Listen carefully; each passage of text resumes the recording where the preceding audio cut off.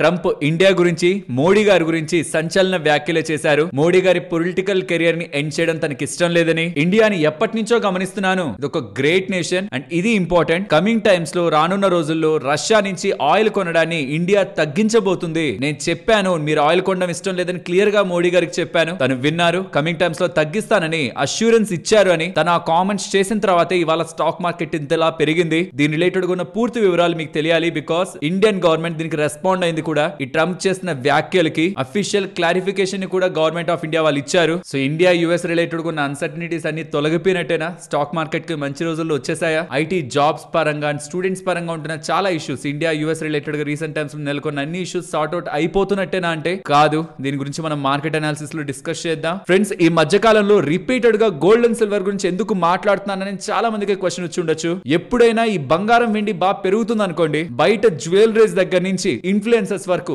చాలా దగ్గరలో ఈ బజ్ లో ఈ సిల్వర్ అండ్ వెండి రిలేటెడ్ గా చాలా ప్రొడక్ట్స్ ని ఇంట్రడ్యూస్ చేసే ప్రయత్నం చేస్తూ ఉంటారు. అండ్ చూసే ఆడియన్స్ కూడా దాని మీద క్లారిటీ ఉండదు కాబట్టి ఉండాల్సిన ధర కంటే చాలా ఎక్కువ ధర పెట్టి వాటిని కొనేస్తారు. అలా ఈ రీసెంట్ టైమ్స్ లో మన సిల్వర్ ఈటీఎఫ్ లు ఐఎన్ఏవి గురించి మాట్లాడుకుంటూ ప్రీమియం లో ఉన్నాయి. ఇప్పుడు ఇన్వెస్ట్ చేస్తే రేపు పొద్దున సిల్వర్ పెరిగినా నష్టపోయే అవకాశం ఉంది షార్ట్ టర్మ్ లో అని. లాంగ్ టర్మ్ డిఫరెంట్ పిక్చర్, దానికి చాలా డేటా మీరు అర్థం చేసుకోవాలి. బట్ షార్ట్ టర్మ్ లో క్లియర్ గా ప్రీమియం లో ఉన్నాయనేది మాట్లాడుకున్నామా? ఇప్పుడు ఇది చూడండి, గోల్డ్ ది చాలా ప్లాట్ఫామ్స్ ఈ మధ్య కాలంలో డిజిటల్ గోల్డ్ ఇన్వెస్ట్ చేయండి. గోల్డ్ ఇన్వెస్ట్మెంట్ మీరు జస్ట్ ఒక క్లిక్ తో చేయొచ్చు. జస్ట్ ఈ యాప్ ని ఇన్స్టాల్ చేసుకుని ఇలా చేస్తే మీకు ఎక్స్ట్రా గోల్డ్ వస్తుంది, లేకపోతే గోల్డ్ ఇన్వెస్ట్ చేయండి. ఇవన్నీ కూడా ప్రమోషన్స్ మీకు బోల్డ్ చోట్ల కనిపించుంటాయి కదా. బట్ ఇన్ రియాలిటీ వాటిల్లో మీరు బంగారాన్ని పెట్టుబడి అనుకోని కానీ దాంట్లో డబ్బులు పెట్టి ఇన్వెస్ట్ చేస్తూ ఉంటే నష్టపోయే అవకాశం ఉంది. దీని గురించి ఇవాళ వీడియోలో మనం మెయిన్ గా డిస్కస్ చేసుకుందాం. బికాస్ గోల్డ్ అండ్ సిల్వర్ పెరుగుతూ ఉండడం ఎందులో పెట్టినా డబ్బులే వస్తుంది అనుకుంటున్నారేమో, కాదు. కొన్నిట్లో పెడితే ఈవెన్ అవి పెరుగుతున్నా, గోల్డ్ సిల్వర్ అవి పెరుగుతున్నా మీకు లాభం అయితే రాదు. ఈ రీసెంట్ డేస్ అంతా మీకు సిల్వర్ రిలేటెడ్ ఎగ్జాంపుల్స్ తీసుకొని చెప్పాను. ఇప్పుడు గోల్డ్ రిలేటెడ్ గా జరుగుతున్న ఇంపార్టెంట్ మ్యానిపులేషన్ మీకు చెప్పాలి. సో దట్ ఆల్రెడీ ఇన్వెస్ట్ చేసినా, కమింగ్ టైమ్స్ లో ఇన్వెస్ట్ చేస్తున్నా ఒక్కసారి చెక్ చేసుకుంటారు మీరు తప్పు చేస్తున్నారా లేదా అని. వీటిని మాట్లాడుకుందాం. అండ్ ఇవాళ మార్కెట్ ఒక ప్రైస్ యాక్షన్ చూసారా? ఒక 2-3 ఇన్సిడెంట్లు తీసేశారంటే సంవత్సరం రోజుల్లో ఇదే హై మార్కెట్. 2-3 ఇన్సిడెంట్లు తీసేసేయాలండి సెప్టెంబర్ 2024 లో. ఆ తర్వాత ఎప్పుడు కూడా మళ్ళీ మార్కెట్ ఈ జోన్స్ లోకి రాలేదు. మళ్ళీ వచ్చిన తర్వాత 2-3 ఇన్సిడెంట్లు అన్నానా, అక్కడి నుంచి మళ్ళీ బాగానే పడిపోయింది. సో కాబట్టి మార్కెట్ రిలేటెడ్ గా ఉన్న important price action and next coming times లో ఉండబోతున్న యుఎస్ ఫెడ్ రిలేటెడ్ గా మీటింగ్. అండ్ ఇవాళ ఐటీ రిలేటెడ్ గా మేజర్ కంపెనీస్ నెంబర్స్ ని పోస్ట్ చేస్తున్నాయి. ఇన్ఫోసిస్ కానీ, ఎల్టీఎంఎంట్రీ కానీ, విప్రో కానీ, వాటి నెంబర్స్ ఎలా ఉన్నాయి అండ్ నెక్స్ట్ కమింగ్ డేస్ లో ఏ నెంబర్స్ రాబోతున్నాయి అండ్ మార్కెట్ రిలేటెడ్ గా ఫర్దర్ గా ఉంటున్న ఇంపార్టెంట్ డేటాని మాట్లాడుకుంటూ మార్కెట్ అనాలిసిస్ ని ఎండ్ చేద్దాం. Hello friends, welcome to day trader Telugu.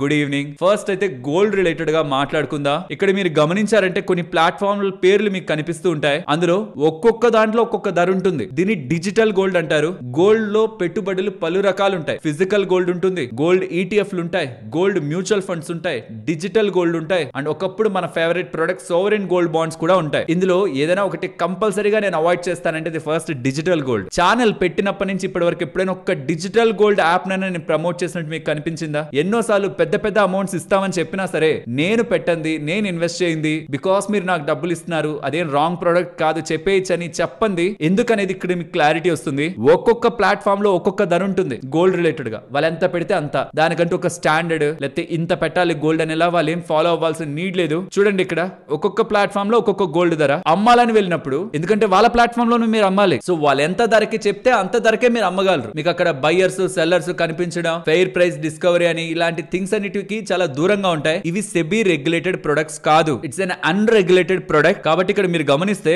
ఒక్కొక్క దాంట్లో ఒక్కొక్క బయింగ్ ప్రైస్ ఉంటుంది, ఒక్కొక్క సెల్లింగ్ ప్రైస్ ఉంటుంది. ఒకవేళ మీరు కొని అమ్మినా అక్కడ మీకు పడుతున్న చార్జెస్ అండ్ వాళ్ళ బయింగ్ అండ్ సెల్లింగ్ మధ్యలో ఉంటున్న డిఫరెన్సే మీరు నష్టపోయేలా చేస్తాయి. మళ్ళీ చెప్తున్నాను, కొని అమ్మడంలో మీకు 3% జిఎస్టీ కూడా పడుతుంది. ఇదేమైనా ఫిజికల్ గోల్డా? జిఎస్టీ కూడా పడి మనం ఏమైనా చేయడానికి? ఈటీఎఫ్ లో గోల్డ్ మ్యూచువల్ ఫండ్ లో జిఎస్టీ పడదు కదా, మరి ఎందుకు 3% ఎక్స్ట్రా మీరు జిఎస్టీ రూపంలో కోల్పోతున్నారు డిజిటల్ గోల్డ్ కొని? అడ్వర్టైజ్మెంట్స్ ఇన్ఫ్లుయెన్సర్స్ ఇస్తూ ఉంటే గుర్తుంచుకోండి, వాళ్ళకి డబ్బులు వెళ్ళింది కాబట్టి అది చెప్తున్నారు. నేను వాళ్ళని తప్పు పట్టట్లేదు. ఇక్కడ వాళ్ళు రాంగ్ ఆ రైట్ అనేది పక్కన పెట్టేది, అది మన టాపిక్ కాదు. కానీ అది పెయిడ్ ప్రమోషన్ అయినప్పుడు బ్రాండ్ ఏం చెప్పమంటే అదే చెప్పాలనుకున్నప్పుడు మీకు ఈ జిఎస్టీ 3% ఎక్స్ట్రా ఉంటుంది. బయింగ్ అండ్ సెల్లింగ్ రిలేటెడ్ గా మీకు ప్రైజింగ్ డిస్క్రిపెన్సీస్ ఉండొచ్చు, ప్రైజింగ్ ఇష్యూస్ ఉండొచ్చు అని ఈ ఫ్యాక్టర్స్ మీకు కనిపించవు. ఎవరో ఒకరు చెప్పకపోతే మీకు ఆ విషయం తెలీదు. అదే ఫెయిర్ అనుకొని మీరు వాటిల్లోనే పెట్టుబడులు చేసుకుంటూ వెళ్తుంటారు. ఆ ప్లాట్ఫామ్ వాడికి మంచి లాభమే, మీరు నష్టపోతారు. Gold ETF gold mutual funda? వద్దంటే ఫిజికల్ గోల్డ్ అయినా కొనుక్కోండి. అట్లీస్ట్ ఆడవాళ్ళు ఇంట్లో వేసుకొని ఆనందపడతారు. ఆ మేకింగ్ చార్జెస్ ఏదైతే ఉంటుందో అది వాళ్ళ ఆనందానికి వదిలేశారు అనుకోండి. అంతేకాని డిజిటల్ గోల్డ్ దట్టు కొన్ని ప్లాట్ఫామ్స్ లో ఓవర్ ప్రైస్ చార్జ్ చేస్తూ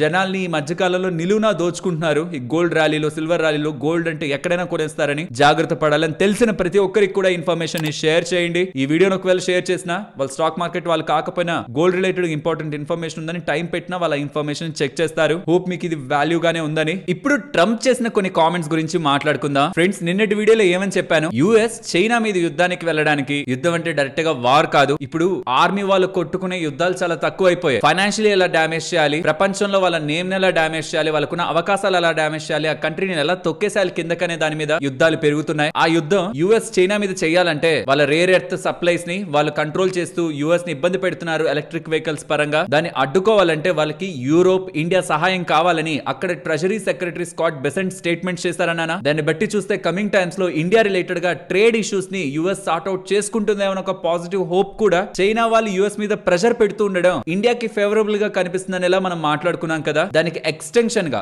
US treasury secretary Scott Besant చేసిన స్టేట్మెంట్స్ తర్వాత నిన్న యుఎస్ ప్రెసిడెంట్ ట్రంప్ ఇండియా గురించి కొన్ని కీలక వ్యాఖ్యలు చేశారు. చాలా పెద్ద స్పీచ్ అయితే ఉంది. అందులో బిట్స్ అండ్ పీసెస్ గా మీకు ప్లే చేస్తాను. ఫస్ట్ ఇది, ప్రతిసారి ఇండియాకి కొత్త లీడర్స్ వస్తూ ఉంటారు, వెళ్తూ ఉంటారు, కానీ నరేంద్ర మోడీ మై ఫ్రెండ్ చాలా టైం నుంచి ఇండియాలోనే ప్రైమ్ మినిస్టర్ గా ఉంటున్నారు అండ్ ఇలా నాకు ఆయిల్ మీరు రష్యా నుంచి కొనడం ఇష్టం లేదని మోడీ గారికి చెప్తే ఇవాళే నాకు కన్ఫర్మేషన్ ఇచ్చారు, రష్యా నుంచి ఆయిల్ కొనడాన్ని తగ్గించేస్తున్నాను అని. సో ఇక కమింగ్ టైమ్స్ లో రష్యా యుక్రెయిన్ వార్ అయితే ఎండ్ అయిపోతుంది, బికాస్ మేము చైనా రిలేటెడ్ గా కూడా ఇలాంటిదే చేస్తామనేలా కొన్ని స్టేట్మెంట్స్ చేశారు. కానీ తన నిన్న ఎంటైర్ స్పీచ్ లో కొన్ని పొరపాట్లు ఉన్నాయి. ఇండియాని ఇరాన్ అన్నారు. ప్రతి సంవత్సరం ఇండియాకి నేతలు మారుతూ ఉంటారు, ప్రైమ్ మినిస్టర్ మారుతూ ఉంటారు, కొంతమంది కొన్ని నెలలే ఉంటారు. మోడీ గారు చాలా టైం నుంచి ఉంటున్నారనేలా కొన్ని తప్పులైతే తను మాట్లాడారు. బట్ నాతో మాట్లాడారు, నాకు అష్యూరెన్స్ ఇచ్చాడు పర్సనల్ గా అన్నారా. కానీ మినిస్ట్రీ ఆఫ్ ఎక్స్టర్నల్ అఫైర్స్ వాళ్ళు ఏం చెప్పారో చూడండి. మోడీ గారికి ట్రంప్ కి అసలు టెలిఫోనిక్ కన్వర్సేషన్ జరగలేదనేలా క్లారిఫై చేస్తున్నారు. ఫస్ట్ అది వినండి, తర్వాత ఇంపార్టెంట్ డేటా అని చెప్తాను. टेलीफोन की बात है उसमें मैं ये कह सकता हूँ कि मेरी जानकारी के हिसाब से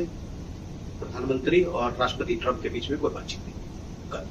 సో క్లియర్ గా మోడీ నాతో రష్యా నుంచి ఆయిల్ కొనడం తగ్గించేస్తానని చెప్పారు. యుద్ధం అయిపోయాక కావాలంటే కొనుక్కోమనండి రష్యా దగ్గర నుంచి, కానీ యుద్ధం అయ్యేంత వరకు వెనక్కి రావాలనేలా ట్రంప్ చెప్పడం కారణంగానే ఇండియా వాళ్ళు రష్యన్ ఆయిల్ కొనడంలో వెనక్కి వెళ్తారు కొన్ని వారాల్లోనే అనేలా ట్రంప్ స్టేట్మెంట్స్ చేశారా. దానికి మినిస్ట్రీ ఆఫ్ ఎక్స్టర్నల్ అఫైర్స్ వాళ్ళు ఇలా రెస్పాన్స్ అఫీషియల్ గా ఇచ్చారు. ఈ రెస్పాన్స్ ఎలా ఉందంటే, మేము ఎనర్జీ డైవర్సిఫికేషన్ కోసం, అంటే ఒక్కరి దగ్గర నుంచే కాకుండా మల్టిపుల్ జియోగ్రఫీస్ నుంచి, మల్టిపుల్ కంట్రీస్ నుంచి ఎనర్జీని, అంటే ఈ క్రూడ్ ఆయిల్ ని, గ్యాస్ ని కొనుక్కుంటుంటాం, డైవర్సిఫికేషన్ చేస్తూ ఉంటాం. Because Indian energy needs important కాబట్టి ఒకరి మీదే ఫోకస్ కాకుండా మల్టిపుల్ ఏరియాస్ మీద ఫోకస్ పెడుతున్నాం. అలా ఇప్పుడు యుఎస్ రిలేటెడ్ గా కూడా డిస్కషన్స్ జరుగుతున్నాయి. Proper price and proper negotiations తర్వాత యుఎస్ నుంచి కూడా ఎనర్జీ ప్రొక్యూర్మెంట్ ఆల్రెడీ జరుగుతుంది. మనం యుఎస్ నుంచి ఆల్రెడీ కొంటున్నాం. అది ఇంకా ఫర్దర్ గా పెంచుకునే అవకాశం ఉందని ఇప్పుడే కాదు, నిన్నటి వీడియోలో కూడా చెప్పాను కదా. ఇండియన్ అఫీషియల్స్ దగ్గర నుంచి వస్తున్న కామెంట్స్, యుఎస్ కి సంబంధించి మనం ఎక్కువగా ఇంకా క్రూడ్ ఆయిల్ పర్చేజెస్ చేసే అవకాశం ఉందని. ఖచ్చితంగా రష్యా దగ్గర నుంచి కొంటున్న దానికంటే యుఎస్ నుంచి కొనే క్రూడ్ ఆయిల్ కి మనం ఎక్కువ ధరే పెడతాం. ఖచ్చితంగా బిలియన్స్ ఆఫ్ డాలర్స్ నష్టపోతాం. అది నష్టమే. ట్రంప్ టారిఫ్ వేయడం కారణంగా ఈ సెప్టెంబర్ నుంచి అది ఇంపాక్ట్ లో ఉంది కాబట్టి ఇక్కడ నుంచి మన ఎక్స్పోర్టర్స్ ఇతర కంట్రీస్ నుంచి కాంపిటీషన్ ఫేస్ చేసి ఎక్స్పోర్ట్ చేయడంలోనూ వెనక పడతారు. అది కూడా ఇండియా పరంగా నష్టమే. సో రెండు నష్టాలని చూసుకున్నప్పుడు ఏది తక్కువ నష్టమో దాన్ని ఇప్పుడు ఇండియా తీసుకుంటుంది. ఇది ఓన్లీ మనీ పరంగా మాట్లాడుకున్నప్పుడు. కానీ రిలేషన్స్ పరంగా వచ్చినప్పుడు యుఎస్ టారిఫ్ వేయడం కారణంగా, ప్రెషర్ పెట్టడం కారణంగా రష్యా రిలేటెడ్ గా ఉంటున్న ఇండియన్ సపోర్ట్ ని ఇండియా కొంత వెనక్కి తీసుకునే ప్రయత్నం చేస్తే, క్రూడ్ ఆయిల్ ని కొనడం తగ్గించేసే ప్రయత్నం చేస్తే, ట్రంప్ చెప్తున్నట్టు వాళ్ళు ఫైనాన్షియలీ క్రైసిస్ లోకి వెళ్లి యుద్ధాన్ని యుక్రెయిన్ తో ఆపేస్తే ఇక్కడ హీరోగా నిలిచిపోయేది ట్రంప్ అవుతారు. అండ్ నేను ఏం చెప్తే అది జరుగుతుంది రేపు.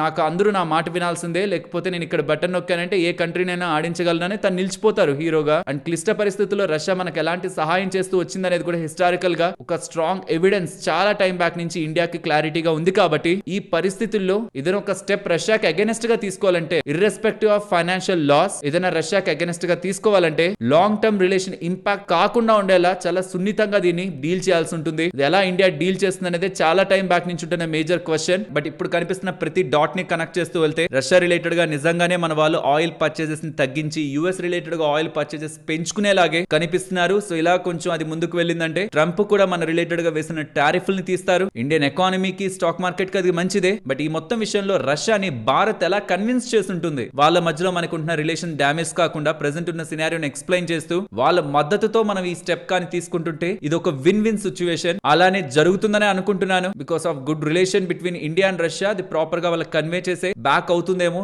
ఆయిల్ పర్చేజెస్ రిలేటెడ్ గా తగ్గిస్తుందేమో అనుకుంటున్నాను. చూడాలి మరి. రష్యా ప్రెసిడెంట్ పుతిన్ గారు ఈ ఎర్లీ డిసెంబర్ లో మన ఇండియాని విజిట్ చేస్తారు. అండ్ ట్రంప్ ఈ కామెంట్స్ చేశాక రష్యాకు సంబంధించిన ఎన్వాయ్ ఇంట్రెస్టింగ్ ఫీడ్బ్యాక్ అయితే ఇచ్చారు. ఇండియా రష్యా ఎనర్జీ టైస్ అనేవి సింక్ లో ఉన్నాయని, పుతిన్ గారి విజిట్ ఎర్లీ డిసెంబర్ లో ఉంటుంది కదా, అది చాలా ప్రొడక్టివ్ గా ఉండబోతుందని ఇలా స్టేట్మెంట్స్. ఇందులో ఓన్లీ ఫైనాన్షియల్ ఆస్పెక్ట్ కాదు, మల్టిపుల్ లేయర్స్ లో అండ్ డికేట్స్ ఆఫ్ ఫ్రెండ్షిప్ కూడా దీంట్లో యాడ్ అయి ఉంటుంది కాబట్టి, డెలికేట్ గా ఉంటుంది కాబట్టి, దీన్ని ఎలా డీల్ చేస్తారనేది చాలా చాలా ఇంపార్టెంట్. ఇదిలా ఉంటే స్టాక్ మార్కెట్ కుప్ప కూలినా పర్లేదు, స్టాక్స్ క్రాష్ అయిపోయినా పర్లేదు, మేం చైనాతో ఒకవేళ మాకు వాళ్ళు చేస్తున్నది కరెక్ట్ కాదనిపిస్తే ఎంత దూరమైనా వెళ్తామని స్కాట్ బెసెంట్ చెప్తున్నారు. ఏదో స్టాక్ మార్కెట్ పడింది కదా అని మేము వెనక్కి వస్తాం అనుకుంటారేమో. స్టాక్ మార్కెట్ పడినా సరే చైనా యుఎస్ కి యాంటీగా మూవ్ అవుతుంది అనుకుంటే మేము ఎంతవరకు వెళ్ళాలి అంతవరకు వెళ్తాం చైనా విషయంలో అని, వెనక్కి తగ్గేది లేదని, స్టాక్ మార్కెట్ పడిందనే దాన్ని బట్టి మేము రియాక్ట్ అవ్వమని స్కాట్ బెసెంట్ స్టేట్మెంట్స్ కనిపిస్తున్నాయి. Actually Russia Ukraine war end అవుతుందంటే గోల్డ్ అండ్ సిల్వర్ కొంత పడాలి. వార్ అలా అన్సర్టనిటీలో అవి యాక్చువల్లీ బాగా పెరిగాయి, గోల్డ్ అండ్ సిల్వర్ బాగా పెరిగాయి. సో ట్రంప్ కామెంట్స్ తర్వాత కూడా ఇండియా రష్యాకి సంబంధించిన ఆయిల్ కొనడం తగ్గిస్తుంది, సో దట్ రష్యా యుద్ధం చేయలేదు, కొన్ని వారాల్లోనే ఎండ్ అయిపోతుంది, 4 సంవత్సరాల నుంచి కొనసాగుతున్న యుద్ధం ఎండ్ అయిపోద్ది, 3-4 సంవత్సరాల నుంచి కొనసాగుతున్న యుద్ధం ఎండ్ అయిపోద్ది అని కామెంట్స్ చేసిన తర్వాత కూడా గోల్డ్ మళ్ళీ పెరిగింది, సిల్వర్ మళ్ళీ పెరిగింది. అసలు గోల్డ్ అండ్ సిల్వర్ ఒక 2% పడ్డాయని మాట్లాడుకునే రోజు అయితే ఈ మధ్య కాలంలో నేను ఎప్పుడూ చూడలేదు. 1%-2% పెరిగిందని మాత్రం మనం డైలీ మాట్లాడుకుంటున్నాం. ఈ లాంగ్ ర్యాలీ స్టోరీ ఎక్కడ ఎండ్ అవుతుందో చూడాలి. అండ్ నిన్నటి వీడియోలో నేను చెప్పాను కదా, తనిష్క్ CEO, టాటా వాళ్ళకి సంబంధించిన గోల్డ్ స్టోర్స్, తనిష్క్ స్టోర్స్ ఉంటుంటాయి కదా, ఆ ఒక company CEO festive demand and ఈ గోల్డ్ పెరుగుతున్న ఫోమో జ్యువెలరీని ఎక్కువ కొనేస్తున్నారు, మేబీ మా దగ్గర ఉన్న gold coins and bars out of stock అయిపోయినా షాక్ అవ్వాల్సింది ఏం లేదు, మేము చాలా ఎక్కువనే తెచ్చి పెట్టుకుని ఉన్నాం అమ్మడానికి, అవి కూడా అవుట్ ఆఫ్ స్టాక్ అయిపోయేలా ఉన్నాయి, అంత డిమాండ్ ప్రజల నుంచి ఉందంటున్నారు. నేను యాక్చువల్లీ బంగారం ధర పెరిగితే బంగారం కొనడం తగ్గుతుందేమో అనుకున్నాను, కానీ ఇంకా ఎక్కువ ఎక్కడ పెరిగిపోతుందని ఎక్కువ కొంటున్నారట. మీకు కూడా అలాంటి సినారియో మీ ఇంట్లో కానీ తెలిసిన వాళ్ళ దగ్గర కానీ మీరు అబ్జర్వ్ చేశారా? బంగారం ధర పెరిగిపోతుంది, ఇప్పుడు ఇంకా కొని పెట్టేసుకుందాం, ఇంకా బాగా పెరిగిపోతే మళ్ళీ కొనలేమేమో అనే ఒక ఫోమోతో ఎవరైనా ఎక్కువ జ్యువెలరీ కొంటున్నారు, గోల్డ్ కాయిన్స్ కానీ బార్స్ కానీ సిల్వర్ కాయిన్స్ కానీ బార్స్ కానీ కొంటున్నట్టు మీరు ఏమైనా అబ్జర్వ్ చేశారా? ఇది నేను ఎక్స్పెక్ట్ చేయలేదు, నేను ఆగుతారు అనుకున్నాను, బట్ ఇలాంటిది మీకు కనిపిస్తుంటే వీలైతే కామెంట్ సెక్షన్ లో చెప్పండి. So finally US India related గా ఉంటున్న trade issues sort out అయిపోతున్నాయంటే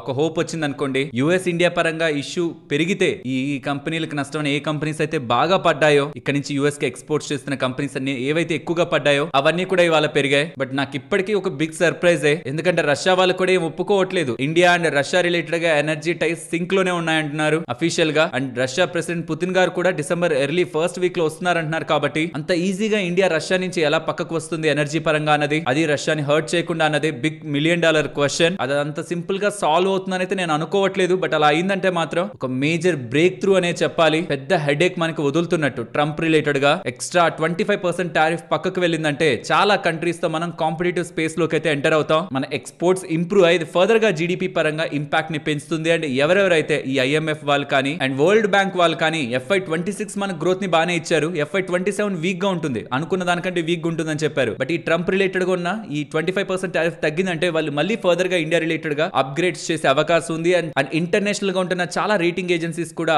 after ఈ ట్రంప్ అప్డేట్ ఇండియా రిలేటెడ్ గా పాజిటివ్ కామెంట్స్ అండ్ రిపోర్ట్స్ ఇస్తారు. కాబట్టి మార్కెట్స్ ఆ పాయింట్ లో వాటన్నిటిని కూడా చాలా మంచిగా తీసుకుంటాయి. సో ఇన్ సింపుల్ టర్మ్స్ ఆ ఒక్క అప్డేట్ కమింగ్ టైమ్స్ లో ఇండియన్ గ్రోత్ ని 0.4 to 0.6% జీడిపి లెవెల్లో పెంచే అవకాశం ఉంటుంది. కాబట్టి అది నెగ్లెక్ట్ చేసే అంత చిన్న టాపిక్ కాదు. ఎలా ఇది భారత్ డీల్ చేస్తుంది అనేది major question. And US fed related గా ఖచ్చితంగా అక్టోబర్ 29th మనకి రేట్ కట్ ఉంటుందన్న క్లారిటీ ఉంది. 25 ఉంటే ఓకే మార్కెట్ ఎక్స్పెక్ట్ చేసింది, 50 ఉందంటే అది big surprise. 29th night 11:45 to 12 point లో మనకి డేటా అయితే అప్డేట్ అవుతుంది. అండ్ ఇంట్రెస్టింగ్ గా ఇవాళ మార్కెట్ మూవ్ అయిన విధానంతో షార్ట్ కవరింగ్ ఏమైనా పాసిబుల్ అయ్యిందా ఇవాళ మార్కెట్ లో అనేది అనిపిస్తుంది. 92% నెట్ షార్ట్స్ ఉన్నాయి నిన్నటి ఎండింగ్ కి. ఇవాళ షార్ట్ డేటా వచ్చాక నేను అది ఖచ్చితంగా కామెంట్ సెక్షన్ లో పెడతాను చూడండి. ఒకవేళ అది సిగ్నిఫికెంట్ గా కవర్ అయింటే ఒక చిన్న రిలీఫ్ అనమాట. FIS అసలు ఎందుకంత ఎక్కువ షార్ట్స్ ని హోల్డ్ చేస్తున్నారు, వాళ్ళు ఇంకేదైనా ఈవెంట్ ని ఎక్స్పెక్ట్ చేస్తున్నారా, మార్కెట్ లో పానిక్నెస్ ని ఏమైనా ఎక్స్పెక్ట్ చేస్తున్నారా, వాళ్ళ దగ్గర ఏదైనా డేటా ఉందని ఒక కన్సర్న్ పెరిగింది. అంత కన్సిస్టెంట్ గా 90% అబౌవ్ షార్ట్స్ ని మెయింటైన్ చేస్తుంటే బట్ ఇప్పుడు 92 నుంచి కానీ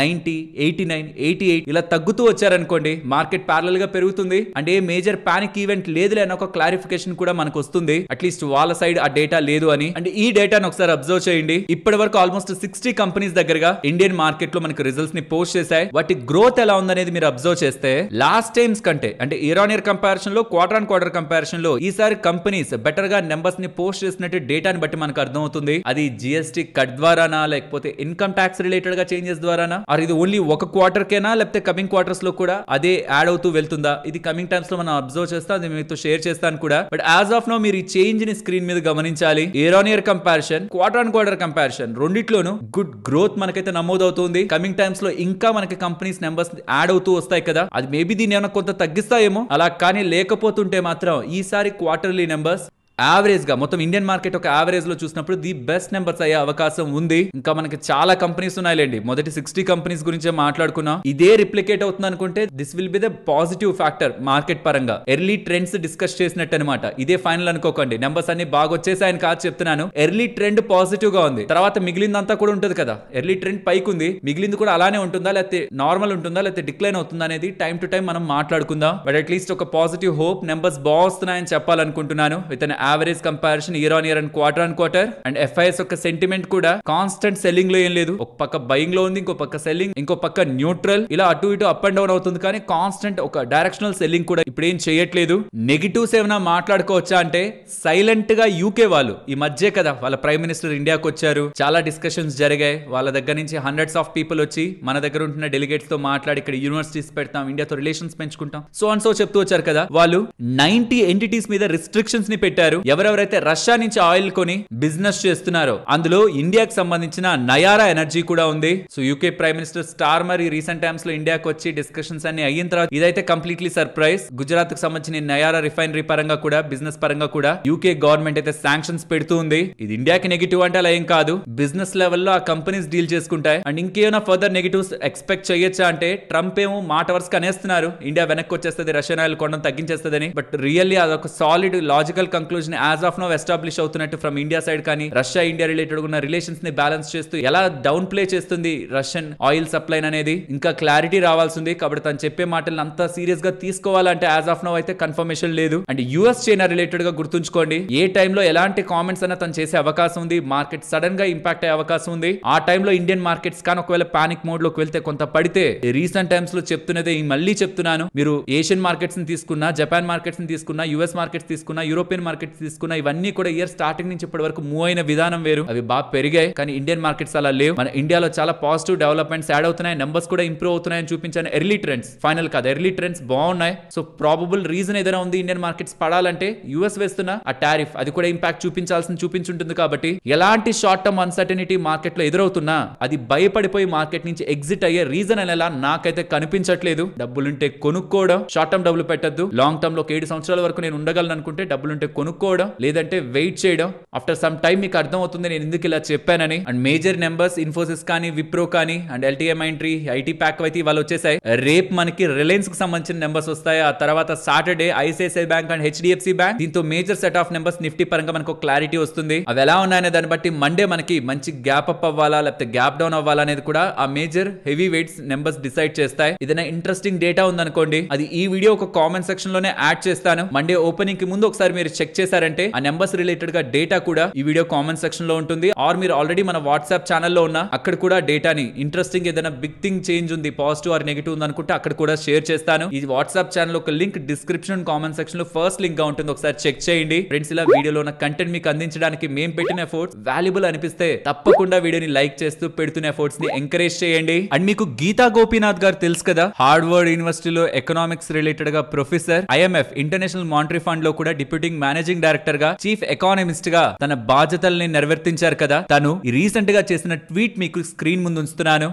.com క్రాష్, ఆ పాయింట్ లో స్టాక్ మార్కెట్ ఎలా అయితే క్రాష్ అయిందో ప్రెసెంట్ యుఎస్ ఈక్విటీస్ కూడా స్టాక్ మార్కెట్ కరెక్షన్ కి రెడీగా ఉన్నాయని, యుఎస్ ఒకటే పడితే సరే బట్ దాంతో పాటు గ్లోబల్ మార్కెట్స్ కూడా కరెక్ట్ అవుతాయని, ఇప్పుడు ఈ ట్రంప్ చేస్తున్న అన్సర్టనిటీ కానీ, టారిఫ్ వార్స్ కానీ, వాళ్ళ గవర్నమెంట్ పరంగా ఉంటున్న debt issues or physical space compound అవుతుంది, ప్రాబ్లం ఇంకా పెద్దది చేస్తూ ఉందని, ఇతర కంట్రీస్ కూడా స్ట్రాంగ్ గా గ్రో అవ్వాలి, ఇతర కంట్రీస్ కూడా మంచి వెల్త్ ని క్రియేట్ చేసుకోవాలి, సో దట్ అందరూ కూడా యుఎస్ మార్కెట్స్ మీదే ఫోకస్ చేయకుండా, యుఎస్ మార్కెట్ పడిందంటే గ్లోబల్ మార్కెట్స్ కుప్పకూలుతాయని కాకుండా ప్రతి కంట్రీ తనకు తానుగా స్ట్రాంగ్ ఇన్వెస్ట్మెంట్ ఆపర్చునిటీస్ ని క్రియేట్ చేసుకోవాలని కేవలం యుఎస్ ఫోకస్డ్ గానే చాలా మంది పెట్టుబడులు పెడుతున్నారు. అది సరైంది కాదనేలా గీతా గోపీనాథ్ గారు ద ఎకానమిస్ట్ అనే ఒక ఇంటర్నేషనల్ ప్లాట్ఫామ్ లో ఒక ఆర్టికల్ అయితే పబ్లిష్ చేశారు. The world has become dangerously depend on American stocks అని ఈ ఐఎంఎఫ్ చీఫ్ చెప్తూ .com క్రాష్, 1990s లో ఉంటున్న మార్కెట్ ఫాల్ ని తను గుర్తు చేస్తూ ప్రెసెంట్ సినారియోస్ కూడా టూ మచ్ యూఎస్ డిపెండెంట్ అవుతున్నాయని, సో ఒక్కటే ఏదైనా యూఎస్ లో తప్పు జరిగిందంటే గ్లోబల్ మార్కెట్స్ అని దానికి సఫర్ అవుతాయని, యూఎస్ ఫోకస్ తగ్గించుకోవాలి ఇతర కంట్రీస్ అనేలా, ఇతర కంట్రీస్ ఇన్వెస్టర్స్ అనేలా తను చెప్తున్నారు. సింపుల్ గా తను చెప్పాలనుకుంటుంది యూఎస్ లో కష్టాలు ఉన్నాయి, అక్కడ మార్కెట్ ఎలాగో క్రాష్ అయితే ఏదో పాయింట్ లో, బట్ అందరూ యూఎస్ నే ఫోకస్ చేస్తూ కూర్చుంటే అది గ్లోబల్ మెల్ట్ డౌన్ కు వెళ్తుంది. $35 trillion ఆఫ్ వెల్త్ ఒక్క కంట్రీ ఇంపాక్ట్ అవడం కారణంగా గ్లోబల్ లెవెల్లో నష్టపోతుందని, ఇన్వెస్టర్స్ నష్టపోతారని, too much focus US related గా ఉంచొద్దని తను చెప్పే ప్రయత్నం చేశారు. 173,10,00,000 జస్ట్ ఒక ఇన్ఫర్మేషన్ తెలియడం ద్వారా స్టాక్ లో సంపాదించారంటే నమ్ముతారా? ఎస్, ఐఈఎక్స్ జూలై 23rd, 2025 ఎవరికి ఇన్ఫర్మేషన్ తెలియదు పబ్లిక్ కి. ఆ తర్వాత రోజు జూలై 24, 2025 సిఈఆర్సి వాళ్ళు, ఈ పవర్ రిలేటెడ్ గా పవర్ ట్రేడింగ్ పరంగా ఉంటున్న కంపెనీస్ కి రెగ్యులేటర్ గా ఉంటున్న వాళ్ళు ఐఈఎక్స్ కి ఒక బిగ్ నెగటివ్ న్యూస్ చెప్తారు మార్కెట్ కప్లింగ్ పరంగా అని. ఎవరికి తెలియదు ఆ ముందు రోజు, అంటే జూలై 23rd ఎవరికి తెలియదు. అలా ఎవరికి తెలియని టైంలో వీళ్ళు 7 ఎంటిటీస్ కలిసి పెద్ద మొత్తంలో పుట్ ఆప్షన్స్ కొనేశారు ఐఈఎక్స్ లో. కొనేసి ఆ తర్వాత రోజు ఐఈఎక్స్ ఓపెనింగ్ లోనే 15%, 20%, 25%, ఈవెన్ 29% కూడా పడుతూ ఉండడం, పుట్ ఆప్షన్స్ భారీగా పెరిగాయి కదా, దాని ద్వారా వాళ్ళు 173 కోట్లు సంపాదించుకున్నారని. ఇది సెబీకి ఎలా అనుమానం వచ్చింది? 24వ తేదీ అప్డేట్ వచ్చింది, స్టాక్ పడింది, బానే ఉంది. బట్ 23వ తేదీ కూడా స్టాక్ పడిందంట. అండ్ పుట్ ఆప్షన్స్ లో హై ఓపెన్ ఇంట్రెస్ట్ రైజ్ అవడం, ఎందుకు అంత ఓపెన్ ఇంట్రెస్ట్ రైజ్ అయింది ఒక రోజు ముందే, అండ్ స్టాక్ కూడా ఎందుకు పడింది, ఏదైనా ఇన్సైడర్ ట్రేడింగ్ యాక్టివిటీ ఉందా అని ఈ సెప్టెంబర్ 18th and 20 ఆ పాయింట్స్ లో చేస్తున్న ఇన్వెస్టిగేషన్ లో ఈ నిజాలు బయటపడ్డాయని, 7 మందికి ఆ 173 కోట్లు కట్టమని, అండ్ స్టాక్ మార్కెట్ నుంచి కూడా వీళ్ళని పక్కన పెడుతున్నట్టు, మార్కెట్స్ క్యాపిటల్ మార్కెట్స్ నుంచి కూడా వీళ్ళని బార్ చేస్తున్నట్టు సెబీ వాళ్ళు డెసిషన్ తీసుకున్నారు. ఇక్కడ ఐఈఎక్స్ ఏమైనా తప్పు ఉందా అంటే కాదు, మళ్ళీ సిఈఆర్సి ఉంది కదా, వీళ్ళ అఫీషియల్స్, ఇక్కడున్న అఫీషియల్స్ ఎవరో ఇన్ఫర్మేషన్ లీక్ చేశారు, ఇన్సైడర్ ఇన్ఫర్మేషన్ ని. సో ఇలా మార్కెట్ కప్లింగ్ ఆర్డర్ రాబోతుంది అనగానే ఇన్ఫర్మేషన్ తెలిసిన వాళ్ళందరూ వెళ్ళి పుట్ ఆప్షన్స్ ని కొనుక్కున్నారు. లాభాలు అయితే వచ్చుంటాయి. ఇన్ఫాక్ట్ నాకెందుకో వాళ్ళు దాని మీద అడ్వాన్స్ ట్యాక్స్ కూడా కట్టేస్తుంటారు అనిపిస్తుంది. బట్ ఇప్పుడు ఆ డబ్బులు తిరిగి ఇవ్వాలంటే మరి ఆ ట్యాక్స్ వీళ్ళకి వెనక్కి వస్తుందా లేదా అనేది major question. But finally SEBI వాళ్ళైతే దీన్ని క్రాక్ చేశారు. ఇది తెలిసింది, తెలియనివి ఇంకెన్ని జరుగుతూ ఉంటాయి. Insider information Harshad Mehta time నుంచి, రాకేష్ జుంజున్వాలా గారి టైం నుంచి, చాలా పెద్ద పెద్ద ఇన్వెస్టర్స్ కి ఒక గ్రూప్ ఆఫ్ లాబింగ్ చేస్తున్న వాళ్ళకి మనకి తెలిసే ముందే ఇన్ఫర్మేషన్స్ తెలియడం ద్వారా ఎన్ని కోట్లు సంపాదిస్తుంటారు మార్కెట్ లో అనడానికి ఇది నాకు తెలిసి చాలా చిన్న ఎగ్జాంపుల్. ఇంకా రూల్స్ టైటన్ అవ్వాలి, మిస్టేక్ చేస్తే పెనాల్టీ పెద్దది పడుతుందని ఒక భయం ఉన్నప్పుడే తప్పులు తక్కువ జరుగుతాయి. దీనిపై మీ అభిప్రాయాన్ని కూడా వీలైతే కామెంట్ సెక్షన్ లో చెప్పండి. ఇఫ్ ఇన్ కేస్ మీకు ఇలా షేర్ చేస్తున్న డేటా వాల్యుబుల్ అని అనిపిస్తూ ఉంటే మన వీడియోని తప్పకుండా లైక్ చేయండి. నెక్స్ట్ భారత్ ఫోర్జ్ గురించి మాట్లాడుకోవాలి. రోల్స్ రాయ్స్ వాళ్ళు ఉన్నారా, వాళ్ళు భారత్ ఫోర్జ్ తో వాళ్ళకుంటున్న ఆల్రెడీ ఉంటున్న పార్ట్నర్షిప్ ని ఎక్స్పాండ్ చేస్తున్నారని, ఏవియేషన్ లో వీళ్ళ రిలేటెడ్ గా ఇంజిన్స్ ఉంటాయి కదా, రోల్స్ రాయ్స్ వాళ్ళు కూడా ఏవియేషన్ లో ఇంజిన్స్ ని తయారు చేస్తుంటారా, దాంట్లో వాడే పర్ల్ 10X ఇంజిన్స్ పరంగా ఫ్యాన్ బ్లేడ్స్ ని సప్లై చేయడానికి భారత్ ఫోర్జ్ వాళ్ళతో వాళ్ళ కాంట్రాక్ట్ ని పెంచుకుంటున్నట్టు, అండ్ బై 2030 నాటికి ఏదైతే సోర్సింగ్ ఇండియా నుంచి రోల్స్ రాయ్స్ వాళ్ళు తీసుకుంటున్నారో దాన్ని డబల్ చేసుకుంటారని కూడా భారత్ ఫోర్జ్ వాళ్ళైతే చెప్తున్నారు. ఇది చాలా ఇంపార్టెంట్, ఎందుకంటే ఏవియేషన్ లో అది కూడా ఇంజిన్స్, నార్మల్ మనకి వెహికల్స్ లో వాడే ఇంజిన్స్ లా కాకుండా వాటి రిలేటెడ్ గా ఇంకా హైయర్ టెంపరేచర్ ని మేనేజ్ చేసేలా హై అండ్ టెక్నాలజీతో బిల్డ్ అవుతున్న ఇంజిన్స్ కాబట్టి వాటి రిలేటెడ్ ఉన్న ప్రతి కాంపోనెంట్ ని చాలా సెలెక్టివ్ గా వాళ్ళు సోర్స్ చేసుకుంటారు. అలా భారత్ ఫోర్జ్ వాళ్ళతో ఉంటున్న టైఅప్ ని ఫర్దర్ గా కంటిన్యూ చేయడం అండ్ డబుల్ చేసుకుంటారు బై 2030 నాటికి అని చెప్తుండడం బిజినెస్ పరంగా మంచిగానే చూడాలి. పిఎన్సి ఇన్ఫ్రాటెక్ కంపెనీ ఉంది కదా, వీళ్ళకి 297 crores విలువ చేసే airport project Varanasi airport upgrade related గా లభించిందని, నెక్స్ట్ 18 months లో దీన్ని వీళ్ళు కంప్లీట్ చేస్తారని చెప్తున్నారు. ఈ అశోక్ లీలాండ్ వాళ్ళు ఉన్నారా, వాళ్ళకి తమిళనాడు గవర్నమెంట్ నుంచి 1937 బసెస్ రిలేటెడ్ గా 668 crores 76 lakhs విలువ చేసే ఆర్డర్ లభించింది. ఎలక్ట్రిక్ వెహికల్ బసెసా కాదు, డీజిల్ బసెసే. జనవరి 2027 లోపు వీటిని ఎగ్జిక్యూట్ చేస్తారని, అంటే వీటిని సప్లై చేస్తారని చెప్తున్నారు. ఈఎంఎస్ కంపెనీ ఉందా, వీళ్ళకి 183 crore 81 lakhs విలువ చేసే ఆర్డర్ యూపీ జల్ నిగమ్ వాళ్ళ దగ్గర నుంచి లభించిందని, నెక్స్ట్ 24 months లో ఈ ఆర్డర్ ని కంప్లీట్ చేస్తారని. ఎందుకు వచ్చింది ఈ order? Sewage and sewage treatment system related గా ఫతేపూర్ లో ప్రాజెక్ట్ కన్స్ట్రక్షన్ పరంగా వీళ్ళకి ఆర్డర్ లభించినట్టయితే చెప్తున్నారు. బిఎల్ఎస్ ఇంటర్నేషనల్ వాళ్ళ పరిస్థితి చూడండి. ఇక్కడ నుంచి కొంత time back ministry of external affairs వాళ్ళు వీళ్ళని ఇంకా ఆర్డర్స్ ఇవ్వరు, కొత్త ఆర్డర్స్ ఇవ్వరు అనేలా వీళ్ళని బ్యాన్ చేస్తున్నారు కొన్ని సంవత్సరాల పాటని. ఒక అప్డేట్ వస్తే స్టాక్ బాగా పడిందా? ఇప్పుడు ఎవరైతే బ్యాన్ చేశారు వీళ్ళకి కొత్త ఆర్డర్స్ ఇవ్వరు అని చెప్పారో అదే మినిస్ట్రీ ఆఫ్ ఎక్స్టర్నల్ అఫైర్స్ దగ్గర నుంచి వీళ్ళకి 3 years కాంట్రాక్ట్ వచ్చింది. ఇండియా వీసా అప్లికేషన్ సెంటర్స్ ని చైనాలో, బీజింగ్, షాంఘై లో ఇలా ప్రామినెంట్ సిటీస్ లో వీళ్ళు స్టార్ట్ చేస్తున్నారనేలా వీసా అప్లికేషన్ సెంటర్స్ ని October 14, 2025 నుంచి, అంటే 2 రోజుల క్రితం నుంచే స్టార్ట్ చేశారనేలా, నెక్స్ట్ 3 years ఇది వ్యాలిడ్ ఉంటుందనేలా, వీళ్ళు మన మినిస్ట్రీ ఆఫ్ ఎక్స్టర్నల్ అఫైర్స్ వాళ్ళకి సేవలను అందించనున్నారనేలా స్టేట్మెంట్స్ వస్తూ ఉండడం స్టాక్ ఇవాళ ఇవాళ ఇంతలా పెరగడానికి ప్రధానమైన కారణం. సో 2 సంవత్సరాలు బ్యాన్ చేశారన్నారు, కానీ ఇప్పుడేమో అదే ఎవరైతే బ్యాన్ చేశారన్నారో వాళ్ళ దగ్గర నుంచి 3 year కాంట్రాక్ట్ లభించింది. ఎవరైనా MCX లో సిల్వర్ రిలేటెడ్ గా ట్రేడింగ్ యాక్టివిటీ చేస్తూ ఉంటే రైట్ ఫ్రమ్ October 17 అంటే రేపటి నుంచి అడిషనల్ గా ఇంకొక 2% మార్జిన్ సిల్వర్ ఫ్యూచర్స్ పరంగా మీకు పడుతుంది. అంటే మీరు కొనాలనుకుంటున్న సిల్వర్ మీరు డబ్బులు ఎక్కువ పెట్టాల్సి ఉంటుంది. సో సిల్వర్ కానీ, సిల్వర్ M కానీ, సిల్వర్ మిక్ కానీ, MIC కానీ కాంట్రాక్ట్స్ అన్నిటి పరంగా ఇది వర్తిస్తుందని, అడిషనల్ మార్జిన్ 2% ఎక్కువ పే చేయాలని, సిల్వర్ బాగా వోల్టైల్ గా ఉంది కదా కాబట్టి ఎక్స్ట్రా మార్జిన్ ని వీళ్ళు బ్లాక్ చేస్తారు అని చెప్తున్నారు. HEG వాళ్ళ సబ్సిడరీ TACC లిమిటెడ్ వాళ్ళు స్టేట్ బ్యాంక్ ఆఫ్ ఇండియా వాళ్ళ దగ్గర నుంచి 1230 crore ఫండింగ్ ని పొందారు. ఈ డబ్బులతో మధ్యప్రదేశ్ లోని దేవాస్ లో 20,000 metric ton per annum lithium ion battery ఉంటుందా, దాంట్లో వాడే గ్రాఫైట్ యానోడ్ ఫెసిలిటీని బిల్డ్ చేస్తున్నారని, ఈవీ ఎకోసిస్టమ్ ని స్ట్రెంథెన్ చేసేందుకు వీళ్ళు ఈ ఫెసిలిటీని ఎస్టాబ్లిష్ చేయబోతున్నట్టు HEG వాళ్ళ సబ్సిడరీ అయితే అప్డేట్స్ చేశారు. ఎంటార్ టెక్నాలజీస్ వాళ్ళకి 67 crore 16 lakhs విలువ చేసే ఆర్డర్, ఎక్స్పోర్ట్ ఆర్డర్ లభించినట్టు, జూన్ 2026 లోపు ఇది ఎగ్జిక్యూట్ చేస్తారని, అది ఎగ్జిస్టింగ్ ఇంటర్నేషనల్ కస్టమర్ దగ్గర నుంచే లభించిందంట. ప్రెసిషన్ ఇంజనీరింగ్ సెగ్మెంట్ లో ఈ ఆర్డర్ వచ్చినట్టు ఇలా అప్డేట్ చేశారు. అండ్ KEC ఇంటర్నేషనల్ వాళ్ళకి సౌదీ అరేబియా వాళ్ళ దగ్గర నుంచి 1038 crore విలువ చేసే order, 380 kV GIS substation installation, design, supply and installation పరంగా లభించినట్టు. మిడిల్ ఈస్ట్ నుంచి వచ్చిన ఆర్డర్ కాబట్టి ఫర్దర్ గా వీళ్ళ middle east foot print strengthen అయిందని, దీంతో వీళ్ళ ఆర్డర్ ఇంటేక్ 16,000 crore పైగా ఇయర్ స్టార్టింగ్ నుంచి ఇప్పటి వరకు నిలిచిందని, లాస్ట్ ఇయర్ తో కంపేర్ చేస్తే అది 20% పెరిగినట్టు వీళ్ళు అప్డేట్ చేశారు. అండ్ BEL వాళ్ళకి ఫ్రెష్ గా 592 crores విలువ చేసే ఆర్డర్ ఈ మల్టిపుల్ సెగ్మెంట్స్ లో లభించాయని, సెప్టెంబర్ లో ఒకసారి అప్డేట్ చేశారు వీళ్ళ ఆర్డర్స్ ఇన్ని వచ్చాయని, దాని తర్వాత మళ్ళీ ఇప్పుడు అప్డేట్ చేస్తున్నారు